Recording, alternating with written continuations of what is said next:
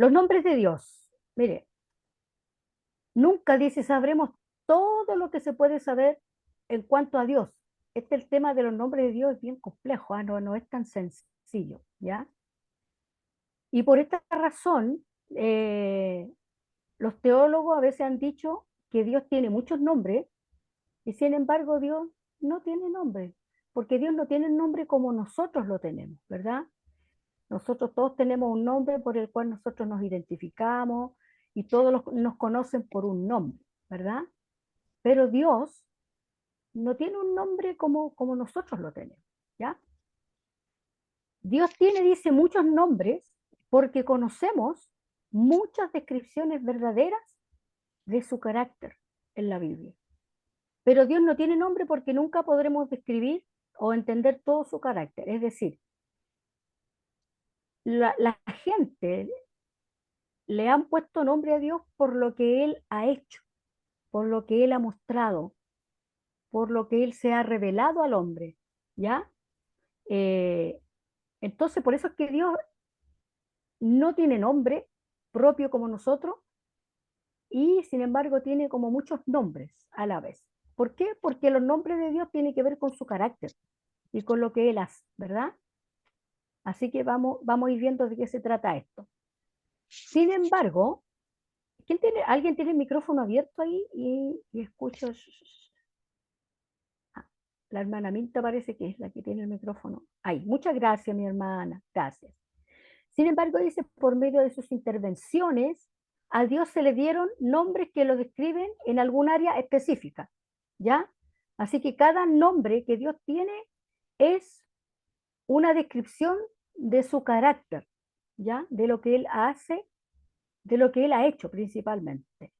Por lo tanto, dice, una forma de conocer y experimentar a Dios es a través de esos nombres a los cuales nos hablan de su carácter y también de sus atributos, ¿ya? Entonces, los nombres dados a Dios en la Biblia dicen cómo es Dios, ¿verdad? Y lo dicen indudablemente mucho mejor que todos los comentarios que puedan hacerse de su persona. Dios hace una revelación o hace un acto y en ese acto Dios está mostrando algo de su personalidad.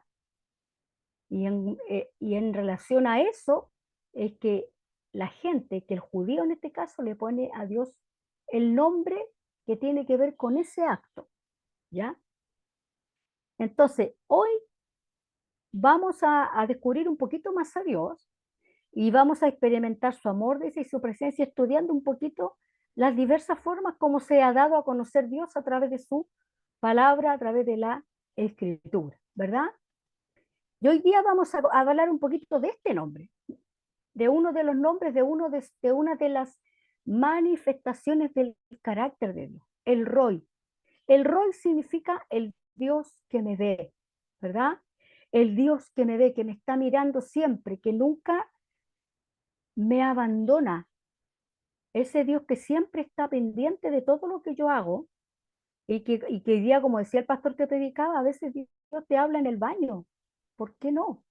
Si nosotros no podemos ir a una parte y decirle a Dios que se quede afuera esperando. Él está con nosotros siempre, ¿verdad? Y en Génesis 16, 13 y 14, vamos a leer.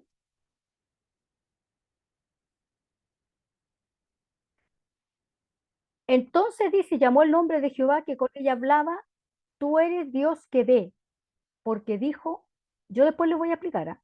¿No he visto también aquí al que me ve? Por lo cual llamó al pozo el pozo del viviente que me ve. Y este pozo está entre Cádiz y en Bered. Eh,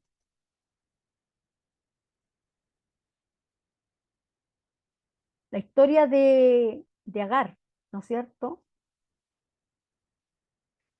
El Señor le revela este nombre o le revela este carácter a esta mujer en un momento en el que estaba pasando un momento muy doloroso y muy triste, ¿verdad? Y Dios siempre, como dice hoy día la predicación, siempre va a tener una palabra para nosotros en el momento que nosotros estemos viviendo o por el momento que nosotros estemos pasando. Dios siempre tiene algo que decirnos, ¿verdad? Y a ella tuvo algo que decirle. ¿Quién era Agar? Era una sirviente egipcia que trabajaba para una mujer estéril que se llamaba Sarai. Y Sarai decidió tener un hijo pidiéndole a su esposo que se acostara con Agar. ¿Se acuerdan que Dios le había dicho a Abraham que iba a tener descendencia? ¿Y cuál fue la primera reacción de Sarai? Se ríe. Pero Abraham también es la primera vez que se le anuncia, que le dice, cuenta las estrellas, así será tu descendencia. Tampoco él creyó mucho porque Sarai, como ya era mayor, no creyó. Entonces, ¿ya qué hace? La ley lo permitía, ¿verdad? Le da a la esclava como mujer a Abraham para que ella pudiera engendrar. Y ese hijo legalmente era de ellos, era del matrimonio, ¿ok? Entonces ella, en este caso, eh, no tuvo mucha fe, que digamos, ella optó por darle una propia solución al conflicto. Ella buscó su propia solución. Y a veces nosotros también, hermano, sin darnos cuenta, eh, no esperamos lo que Dios nos dice, sino que tomamos nuestras propias decisiones. Y es ahí donde a veces cometemos errores, ¿verdad?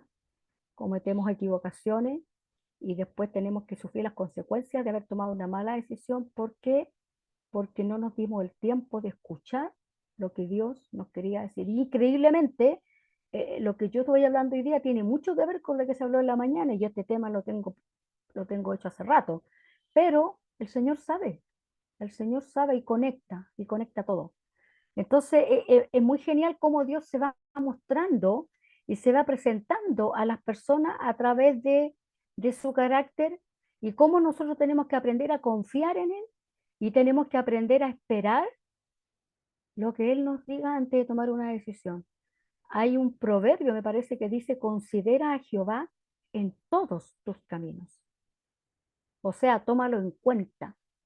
Y a veces nosotros, yo hablo siempre de mí hacia afuera, tomamos nuestras propias decisiones y no le consultamos al Señor, ¿verdad? Como Sarai, que tomó su propia decisión y buscó la respuesta humanamente, no espiritualmente, ¿verdad? ¿Y qué pasó? Que cuando estaba embarazada Agar, Sarai, que todavía no le había sido cambiado el nombre, la maltrata. La maltrata porque, claro, se puso celosa. Aquí vemos, ¿no es cierto?, lo propio que pasa cuando tomamos decisiones humanas. Empezaron al tiro los problemas. Se embaraza Agar por la voluntad de Sarai, pero después la misma Sarai estaba celosa de Agar y la empieza a molestar. ¿Y qué hace Agar? Se va, se va de la casa, pero Dios le habla y le dice que se vuelva a la casa, que se vuelva donde su señora, donde su ama, que se vuelva. ¿Por qué? Porque estaba embarazada, porque iba a tener un hijo, ¿verdad? Y Agar vuelve a la casa de Sarai, ¿verdad? Aquí tenemos en el hebreo, aquí dice él y aquí dice Roy, ¿ya? Estas son las vocales. Esta es una vocal, la E, la Lamed, que es la L, la Resh, que vendría siendo la R, ¿no es cierto?, de nosotros. Acá tenemos una O, ¿ya? Y acá tenemos la I, aquí, Giri. Ahí tenemos el nombre, el Roy en hebreo. Recuerden que el hebreo se lee al revés de nosotros, desde aquí para acá, ¿ya? El Roy. Y significa el Dios que me ve. Y este nombre se refiere a que Dios supervisa toda la creación y también supervisa los asuntos de las personas. Es quien nos está viendo incluso cuando nos sentimos solos y nos recuerda que Él está cerca, que siempre está cerca. Aparece por primera vez en el Antiguo Testamento, en el texto que leímos recién, ¿no es cierto?, cuando se le aparece a Agar, ¿no es cierto? ¿Qué pasó aquí? Después que ella tiene su hijo, Agar, pasa un tiempo y Sarai ahí recién cree, ¿no es cierto? Nuevamente se le aparece en este caso ya un ángel a Abraham y le habla y le dice que le va a dar un hijo. Y ahí en este caso ellos creen, ahí Sarai se embaraza, le es cambiado el nombre por Sara y Abraham, que se llama Abraham, es cambiado el nombre por Abraham y recién Sara se embaraza y ya el hijo que tenía Abraham con Agar ya estaba grande ya. Entonces, nuevamente empiezan los conflictos. Espérenme un poquito que mi perra está llorando. Espérenme un poquito.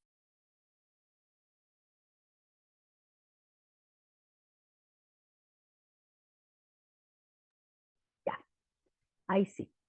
Entonces, empiezan los conflictos con los niños en este caso. ¿Y qué pasa? Que es echada, echan a Agar de la casa, la echan y ella se va al desierto.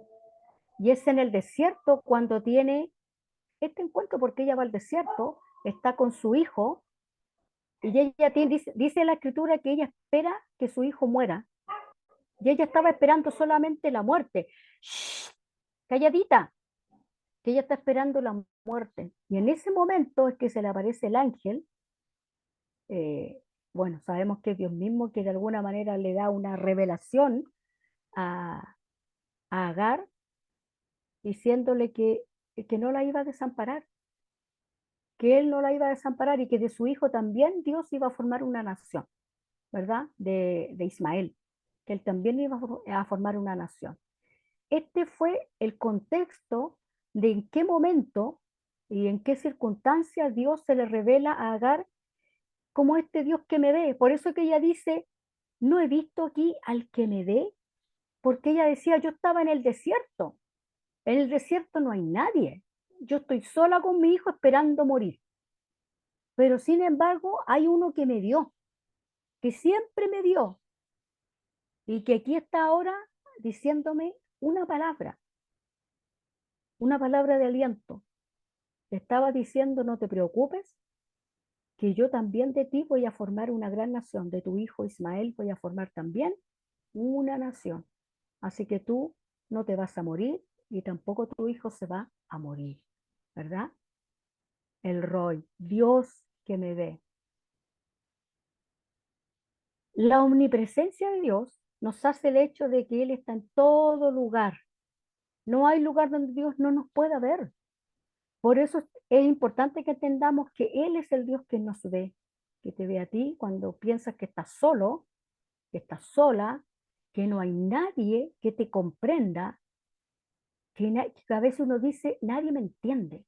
Tal vez ningún ser humano te va a entender, pero Dios sí te va a entender, porque Él nunca se va a alejar de tu lado, porque Él es el Dios que todo lo ve, porque Él es omnipresente, Él está en todas partes. Y mayormente Él está preocupado de los suyos. Él está preocupado de sus hijos. Es cierto que Dios ve el mundo entero, pero de los que se ocupa es de sus hijos. Así que Él está siempre viendo tu vida, viendo tus necesidades, viendo tus conflictos, viendo cuando eres incomprendido, viendo cuando nadie te entiende, viendo cuando sientes que tu problema no tiene solución. Y aunque el hombre te diga que tu problema no tiene solución, Dios puede decirte otra cosa, porque Él tiene la última palabra. ¿Por qué? Porque Él ve tu corazón y Él tiene también planes y propósitos para tu vida, ¿verdad? Me gustaría que Él me buscara ahí el Salmo 139 del 7 al 12 y vamos a leer esta palabra que es bien interesante también, ¿verdad? Alguien que me busque ahí el Salmo 139 del 7 al 12. Que lo tenga. Abre el micrófono nomás.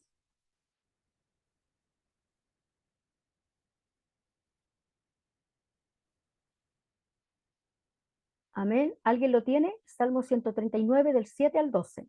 Amén. Mauricio, ya. Dice así: ¿A dónde me iré de tu espíritu? ¿Y a dónde huiré de tu presencia? Si subiera a los cielos, allí estás tú. Y si en Seol hiciere mi estrado, he aquí, allí tú estás.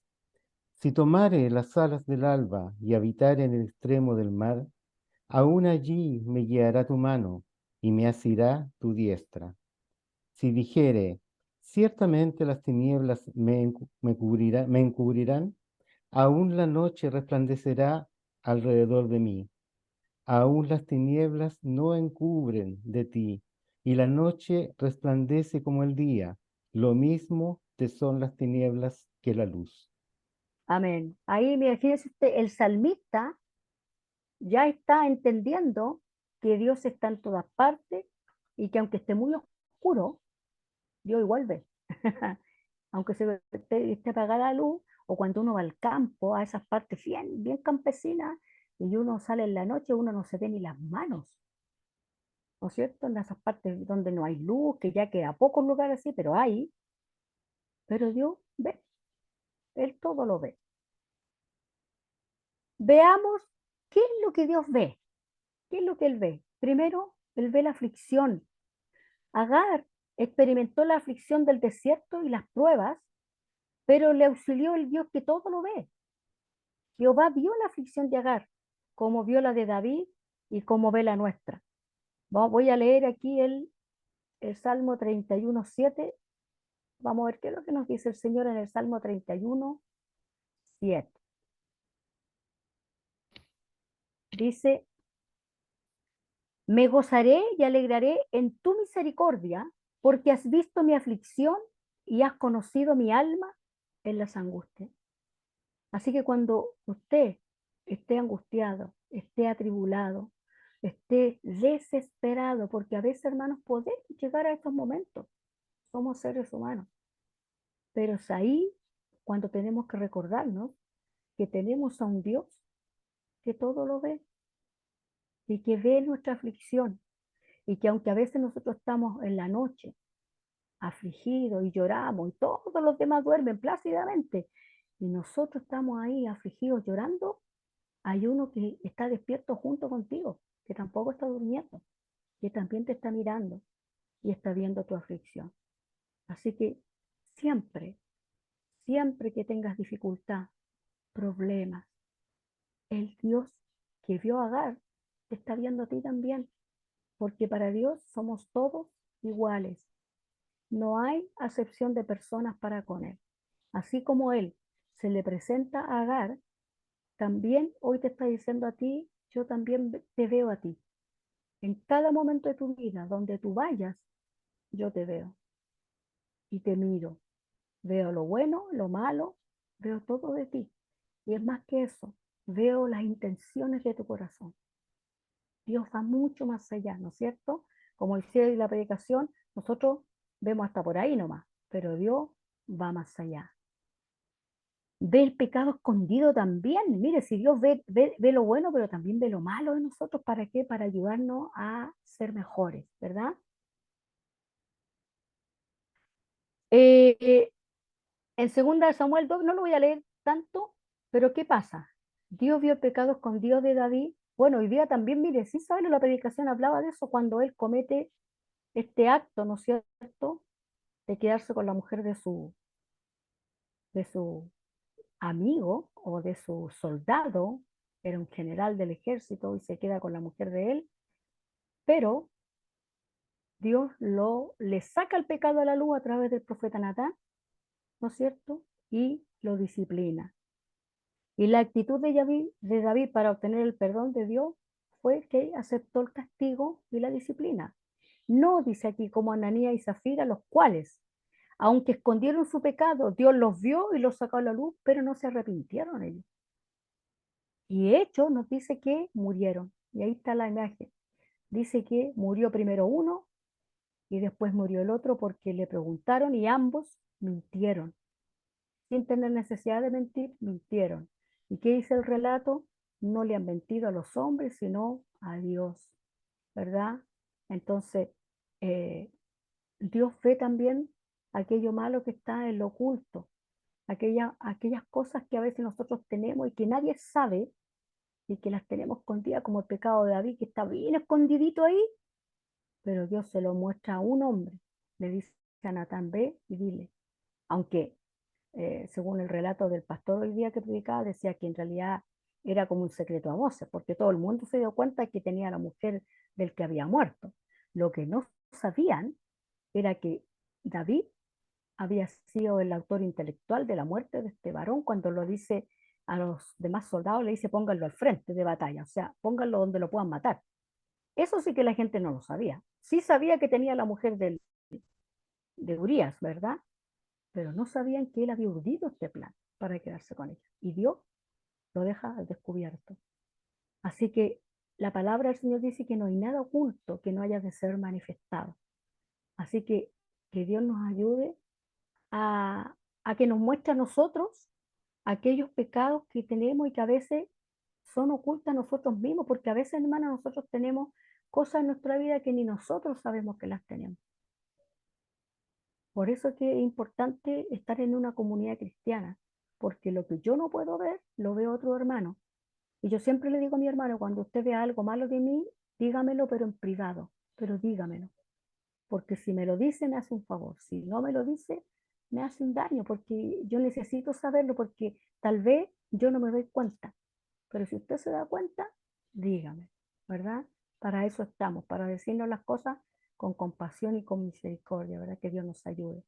También ve el verdadero estado del corazón, ve las intenciones del corazón. Mire lo que dice la imagen, Dios no mira tus logros, ni tus riquezas, ni tu poder, Dios mira tu corazón. Pero ¿qué es lo que mira del corazón? Dios mira, yo siempre le digo a mis hermanos de la clase, Dios no te recompensa lo que tú haces, Dios recompensa el por qué tú lo haces. Si tú lo estás haciendo para agradar a Dios, eso es lo que Dios recompensa. Dios no recompensa las obras en sí, sino que recompensa el motivo, lo que te lleva a hacer tal o cual cosa, ¿verdad? Dios conoce, dice, realmente lo que hay en nuestro corazón y el estado verdadero, no lo que aparentamos ser. Por eso traigamos siempre, dice, nuestro corazón delante de Dios. Voy a leer 1 Samuel 16, 7. Lo leo al tiro. Dice, y aconteció, y Jehová respondió a Samuel, no mires a su parecer, ni a lo grande de su estatura, es cuando andaba buscando rey, ¿ya? Porque yo lo desecho, porque Jehová no mira lo que mira el hombre, pues el hombre mira lo que está delante de sus ojos, pero Jehová mira el corazón, ¿verdad? Esto, esto pasó cuando Dios estaba buscando rey, y va este profeta a la casa de Isaí.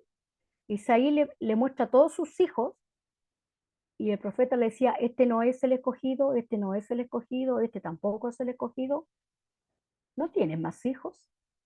Y él le dice, ah, sí, tengo uno por allá que está en el campo pastoreando la oveja. El pastoreo de ovejas era mal visto, era lo último de lo último.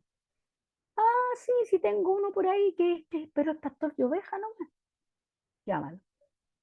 A ese Dios había escogido, al que estaba allá tirado en el campo, entre medio ahí del olor de los animales, que no era grato, el olor de los animales no es grato, pero ahí estaba.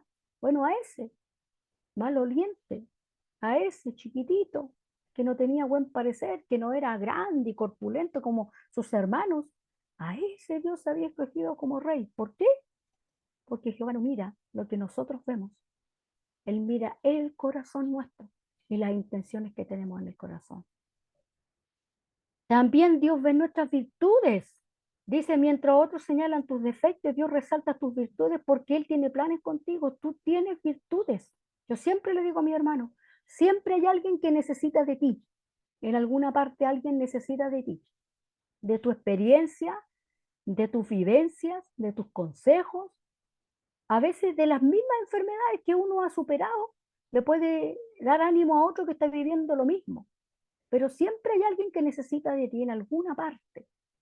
Así que todos tenemos un propósito en esta vida. Dios nos llamó con un propósito a todos. Así que cuando alguien te dice, Dios tiene un propósito para ti, sí, claro que lo tiene, para todos, ¿verdad? Dios tenía un propósito con Job, todo lo que tuvo que vivir Job, pero Dios finalmente tenía un propósito con él, ¿verdad? Muchos podrán ver nuestros defectos, pero los ojos de Dios ven lo que aún otros no ven, como en el caso de Job, ¿verdad? Que sus propios amigos lo menospreciaron, lo culparon de que todo lo que le estaba pasando era por culpa de él, pero Dios iba un poquito más allá con Job, ¿verdad? Asimismo, en el caso de Gedeón, y aunque tenía miedo, Dios lo vio como un hombre valiente y esforzado. Porque ¿qué le dice el ángel cuando se le aparece a Gedeón? Varón valiente y esforzado. Y resulta que Gedeón estaba escondido, viendo las cosechas, escondido, muerto de susto, porque los enemigos le robaban las cosechas. En ese momento Gedeón no era valiente, pero el ángel le profetizó y le dio aliento. Él le dijo, tú eres valiente, ahora no lo eres, pero lo vas a hacer porque en el fondo de tu corazón hay valentía, solo que tú no la has descubierto. A veces tú tienes virtudes que no has descubierto tú. Entonces hay que aprender a mirarnos también y por eso que es importante estar en comunión con otros hermanos, porque lo que yo no veo de mí, tanto bueno como malo, lo ve en otro. Y así nos vamos ayudando, ¿verdad? Dios mira el corazón, dice, para medir nuestras buenas obras. ¿Por qué? Porque Él ve las intenciones, ve nuestro servicio, ¿verdad? Dios ve la intención de cómo le servimos y nunca tomará en balde todo lo que hagas por el Señor y su obra. Voy a leer ahí en Colosenses 2:23. Colosenses 2:23. Ok.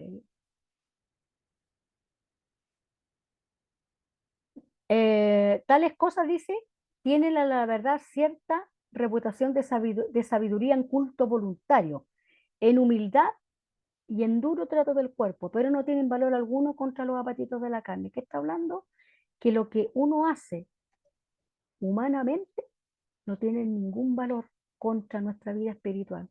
Lo que sí tiene valor son las cosas eh, que tú haces con una intención que va a buscar agradar a Dios y no solamente que los otros te vean lo que tú estás haciendo.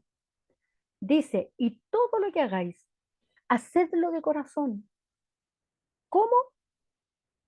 Como para el Señor. A veces uno está en un trabajo. A veces yo estoy en mi trabajo y estoy con unas personas de la tercera edad que son bien complicadas y a veces yo veo sus actitudes que me complican mucho porque son muy complicados, especialmente el caballero principalmente. Me recuerdo este texto. Hacedlo como para el Señor. Yo le digo, Señor, ya. Y me callo. Tengo que hacerlo como para el Señor, no para la persona, ¿verdad? Porque nosotros buscamos agradar no a los humanos, sino al ojo de Dios. Y yo puedo engañar a todo el mundo diciéndole que lo hago con buenos motivos, pero el único que sabe si yo realmente lo hago con buenos motivos es Dios. Y Él va a premiar los motivos que me llevan a hacer estas obras, ¿verdad? Como dice Santiago, la fe sin obras es muerta, ¿verdad? Dios ve tu propósito, ¿verdad? Salmo 22:10 dice, uh, dice,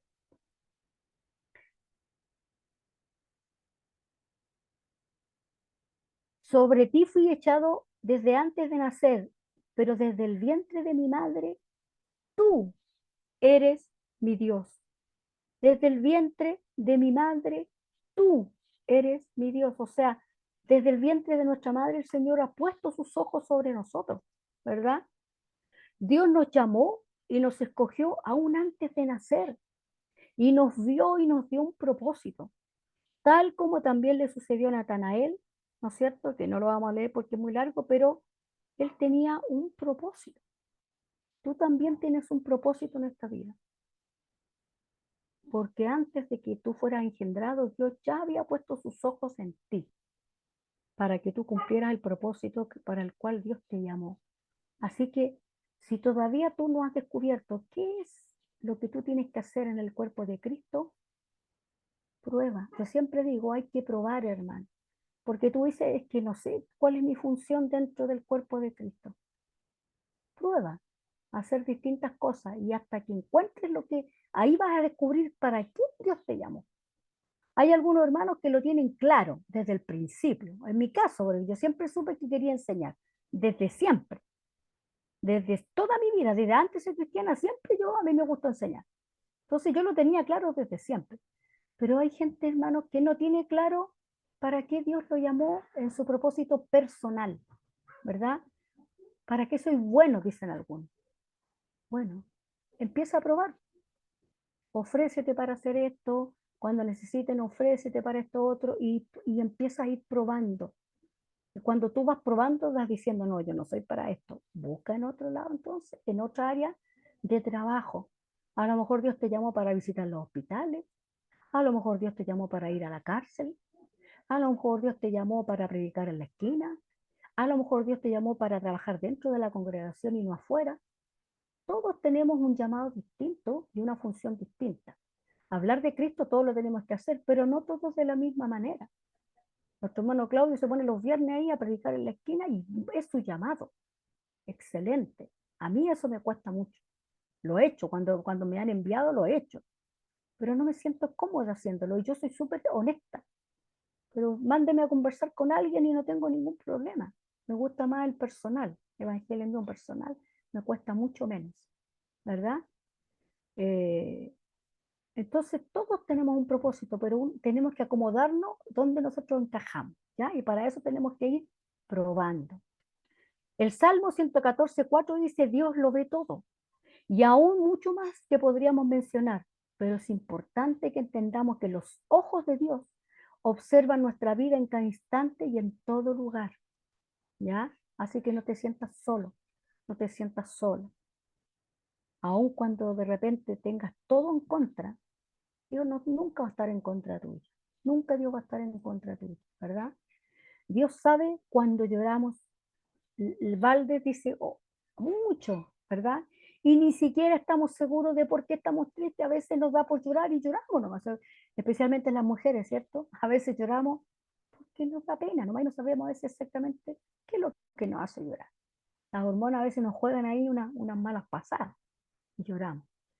Él dice, celebra la victoria con nosotros cuando dominamos una nueva habilidad o perdonamos a una persona que es difícil, ¿verdad? Así que Dios nos ayude. Nos ven esos días malos cuando todo lo que sentimos que nada resulta y que todo está en contra nuestra.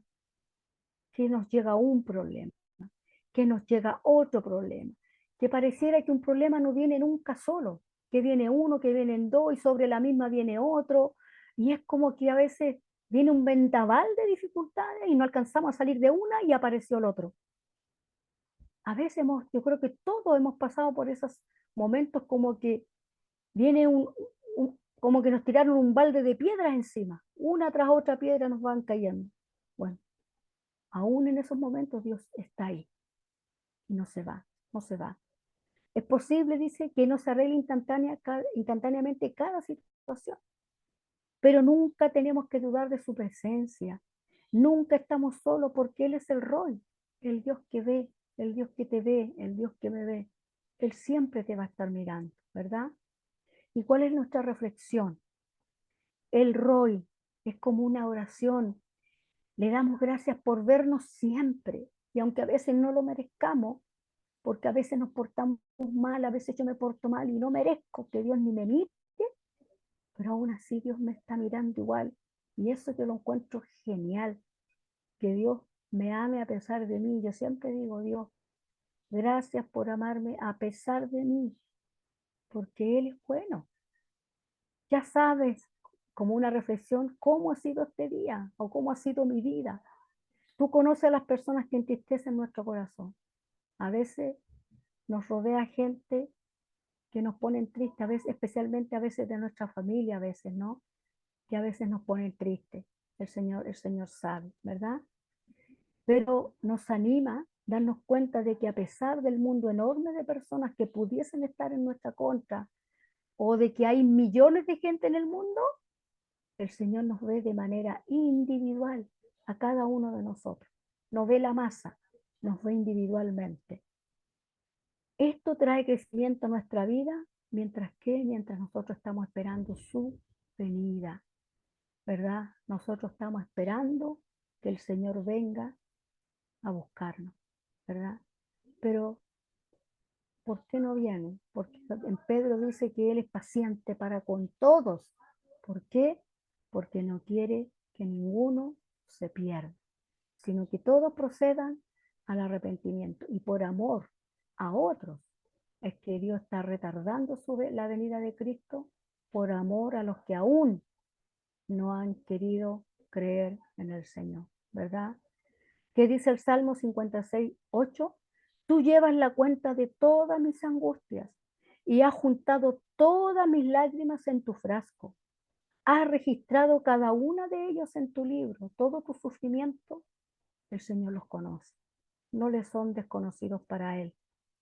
Proverbios dice, los ojos del Señor están en todo lugar, vigilando tanto a los malos como a los buenos.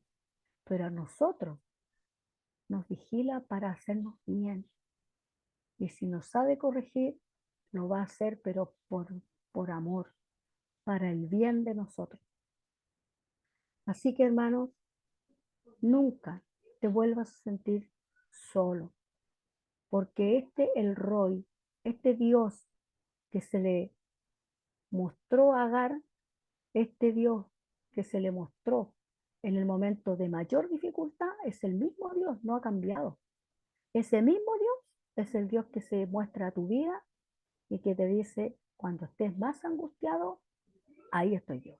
Así que no desmayes, que mis ojos están puestos en tu vida y mis propósitos también son para ti de manera particular, porque todos tenemos distintos llamados, todos tenemos distintos llamamientos, distintas funciones en el cuerpo de Cristo. Hay que buscar dónde encajo y hacer aquello para lo cual el Señor me ha llamado. Amén. Vamos a hacer una oración para pedir que el Señor nos fortalezca y nos recuerde que Él está siempre mirándonos para que nunca más nos volvamos a sentir solos, ni angustiados, ni tristes, ¿verdad?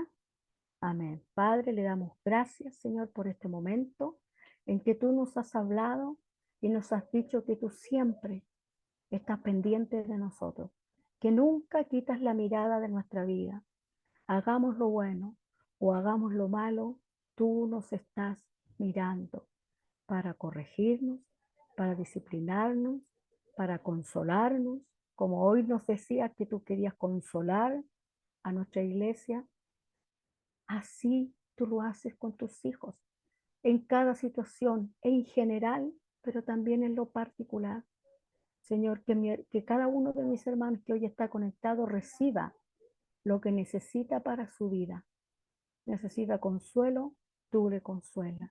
Necesita fortaleza, tú le fortaleces. Necesita tener claro el propósito, muéstrale, Señor, el propósito para su vida. Necesita sanidad, glorifícate en sanidad en los cuerpos. Si tú no has cambiado, si tú eres el mismo, Señor, y tú eres poderoso para obrar sanidad en los cuerpos. Hay hermanos que necesitan trabajo. Abre puertas de trabajo para tus hijos. Señor, cada necesidad tú puedas suplir en este instante y en este momento. Y sobre todo, Señor, cuando estemos a punto tal vez de hacer algo que no está bien, que también nos recordemos que tú nos estás guiando y que por respeto a ti no lo hagamos, para no dañar tu corazón, para no ofenderte, para no entristecerte. Ayúdanos, Señor, a nunca olvidar que tú siempre nos estás viendo, nos estás mirando. Amén, amén. Hermanos queridos, que Dios me los bendiga a cada uno de ustedes. Espero que el Señor haya hablado su vida. Yo cuando preparaba este tema me habló a mi corazón, me hablaba a mí y hoy me confirmaba esta palabra con la predicación de Sergio en la mañana. El Señor está pendiente de ti y está pendiente de mí. No nos ha desamparado y no nos ha dejado nunca solos. Amén. Amén. Amén. Dios es bueno en gran manera. Amén, Evelyn. Dios es bueno en gran manera.